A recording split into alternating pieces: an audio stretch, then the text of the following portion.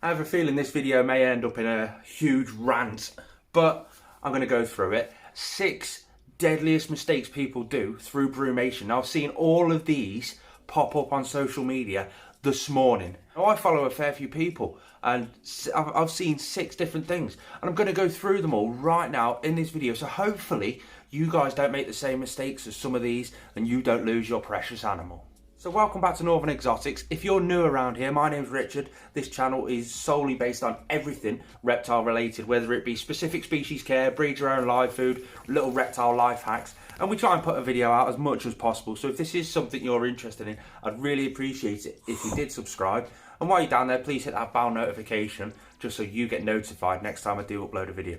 But let's go on to number 1. Number 1, we'll start off with a quick one. Some animals don't brumate like you would think. I saw a post this morning, my animal's just passed away in brumation, everyone's and I'm sat there, why has it passed away through brumation? Why? Turns out she's been watching Brian Barczyk on his vlogs, and because he's put his corn snakes, or he's putting his corn snakes down into brumation, she put her royal python into brumation the exact same way that Brian Barczyk does for his colubrids. Well, I'm not being funny. If you've got no plans of breeding your animal, there's no need to put it down for brumation manually. There's no need at all. And if he's putting his corn snakes down, why are you putting your royal python down exactly the same way that he puts his corn snakes down? They're 2 totally different species, 2 totally different ends of the world. Why?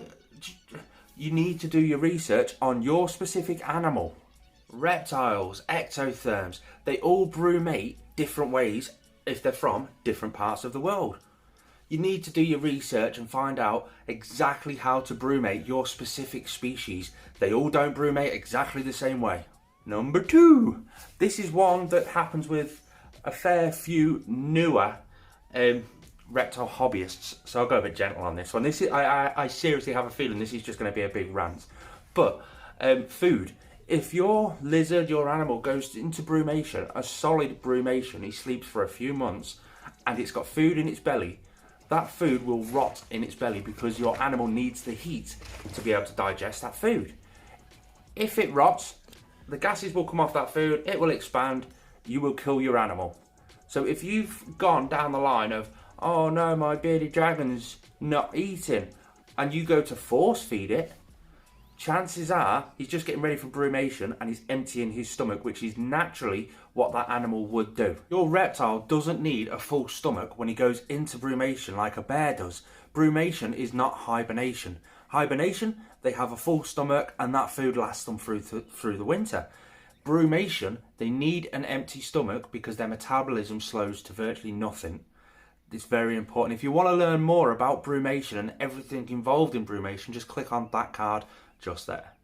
If you are worried that your animal might be sick, get a fecal sample, take him to the vets.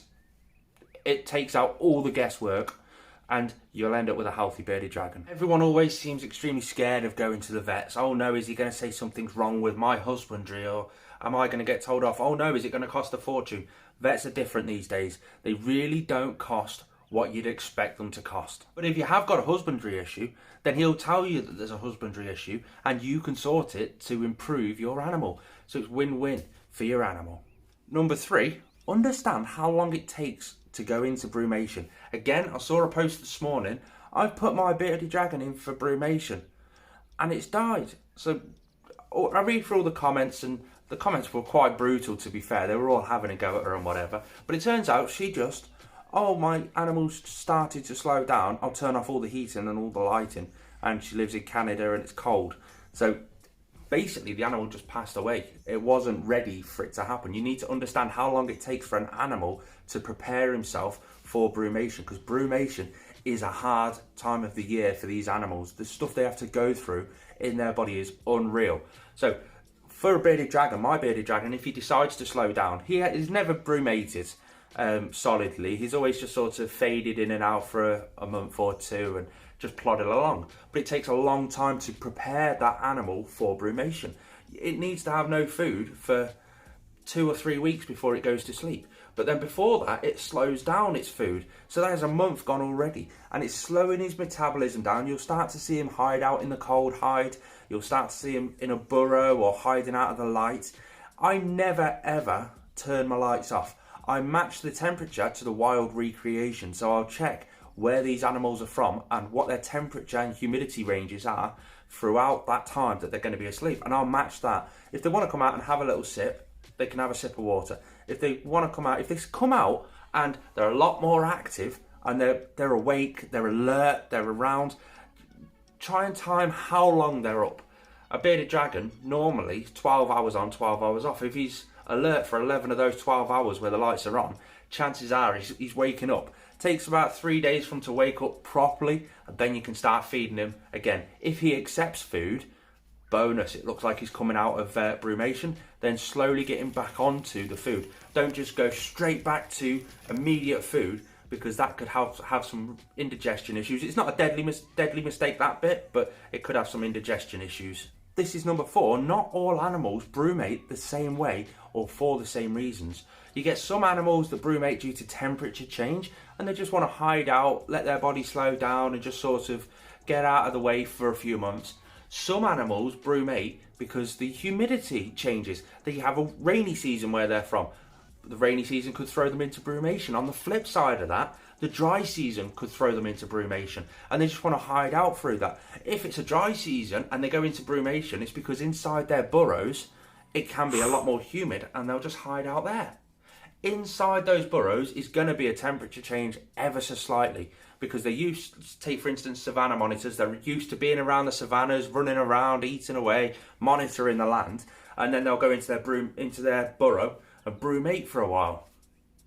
It's going to be a little cooler underground than it is on top of ground, so there is that little temperature change. But if you give your Savannah monitor an amazing temperature gradient throughout the enclosure, you won't need to change the temperatures at all. If you've given the correct burrows at different areas, it'll be able to burrow into them, so you won't need to turn your lights off, and you'll be able to see when he comes out of brumation. Stuff like ball pythons and corn snakes. You don't brumate a ball python the same way you'd brumate a corn snake. It just doesn't work like that. A corn snake will go into a deep brumation for a couple of months and just, that's him, he's slowed down.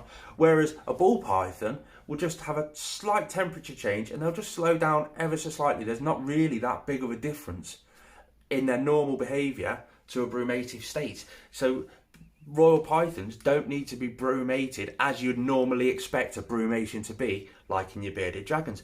This video really has turned out to be a rant, but I am really passionate about animals and people's knowledge towards animals.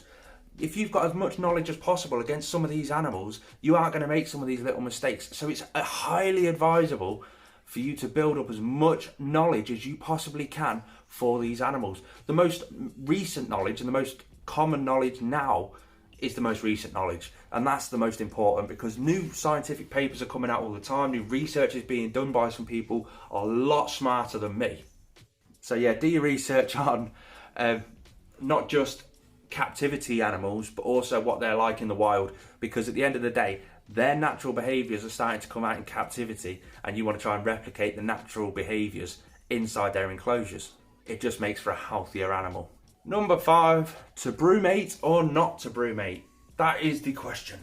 So you see the likes of Brian Barczyk, he'll put his animals down to brumation and everyone automatically thinks, I've got to do the same to mine. No, you haven't. If your animal doesn't want to go into brumation, if he doesn't slow down, don't put him to sleep. Just don't do it. Unless you're breeding your animal, because it's been proven that you have a much better production rate if your animal does go into brumation. So you can put him down for brumation if you are breeding him. It just helps the males with their sperm, it helps the females ovulate. It's just everything works a lot more productive if you are breeding your reptiles. But I would expect anybody who is breeding reptiles to have built up a ton of knowledge before they actually go into breeding.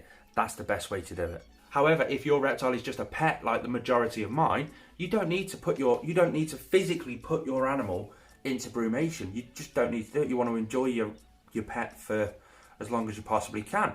If he slows down and if your reptile does go into brumation, let him brumate. You don't want to stop it. It's a naturalistic behaviour, and that's what we want to bring out in our animals in captivity. Now this is an important one, knowing the difference between illness and signs of brumation, because I've seen this happen not just today but in the past, over the past few years as well. If you have any inkling, any sign at all, or any little thought in your head that, oh my god, is my bearded dragon ill, because that's why he's not taking his food. That's why he's acting weird. If you've got the slightest little inkling, do a vet check. It doesn't cost that much these days. It doesn't cost any more than taking your dog to see a vet. I pay £35 a year for my bearded dragon to have a fecal test done, which is they take his poo away to the lab and have a look around in his poo for parasites and anything like that that's nasties. Get one of the fecal tests done. Get a little checkup done. It might just be a simple case of he's going into brumation. Why not make your yearly vet check just before brumation so they can check the fecals? It's always going to be worth it. You really do need to be careful what is illness and what is brumation. After a few years, you'll be able to become accustomed to your animal and how your animal behaves at that time of year. You'll know. But if you're new to reptile keeping and, oh look, he's going into brumation, and then you follow all the steps that I've said in previous videos and what everybody else is saying, and you put him to sleep and he's gone to sleep and all that sort of stuff, and it wasn't actually brumation, it was illness. By turning the heat down, turning the lights off, you're going to increase his chances of dying through this asleep period, and you don't want that. It cost me £35 a year to get a fecal test done with a vet check. So why can't you do these? I mean, it's common sense. It really is common sense. Thank you all for listening. I know this was just a big rant, and I do apologise for that.